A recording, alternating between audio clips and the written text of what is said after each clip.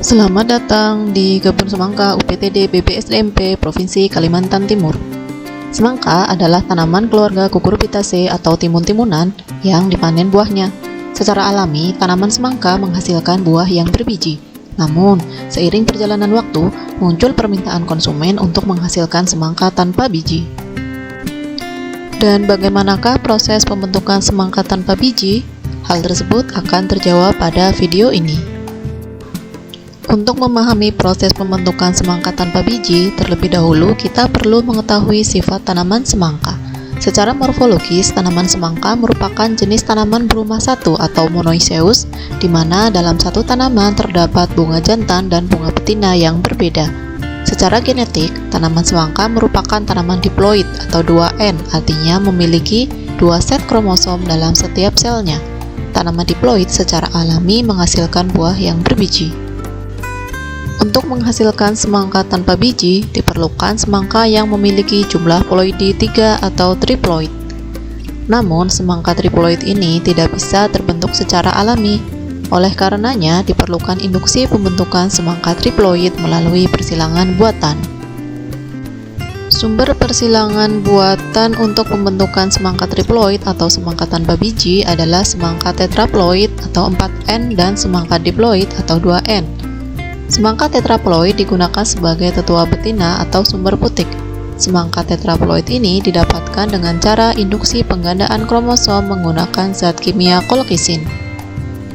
Ciri semangka tetraploid adalah memiliki karakteristik fisik daun yang lebih besar. Untuk mempermudah persilangan buatan, semangka tetraploid ini ditanam bersamaan dengan semangka diploid. Fungsi semangka diploid adalah sebagai sumber bunga jantan yang dimanfaatkan polennya. Hal tersebut perlu dilakukan karena semangka tetraploid tidak menghasilkan banyak polen, sehingga membutuhkan sumber polen dari tanaman diploid.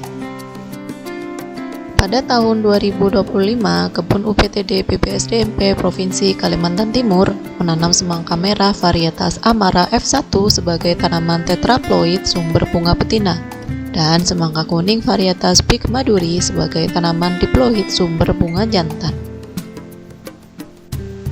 Proses persilangan dilakukan pada pagi hari sebelum suhu udara menjadi hangat karena sinar matahari. Persilangan dilakukan dengan memetik bunga jantan dari tanaman diploid tetua jantan dan menempelkannya ke bunga betina dari tanaman tetraploid tetua betina. Bunga betina yang sudah diserbuki polen dari tetua jantan selanjutnya ditutup menggunakan sungkup berbahan plastik untuk menghindari hilangnya polen akibat kemungkinan turunnya hujan. Setelah beberapa hari, sungkup dibuka. Bunga betina yang berhasil mengalami pembuahan akan menunjukkan perkembangan bakal buah. Perkembangan buah memerlukan waktu 30-34 hari hingga buah siap panen. Buah yang dihasilkan dari kebun semangka UPTD BPSDMP ini ada 2 jenis. Pertama, buah semangka dari tanaman tetraploid, yaitu semangka bulat berwarna merah dan tidak berbiji. Kedua adalah buah dari semangka diploid, yaitu semangka lonjong berwarna kuning dan berbiji. Pemanenan dilakukan dengan memotong tangkai buah sehingga buah terlepas dari pohonnya. Pemanenan semangka dilakukan secara bertahap mengikuti perkembangan ukuran setiap buahnya. Buah lalu disimpan dalam gudang untuk menunggu waktu pemasaran atau bisa langsung dikonsumsi.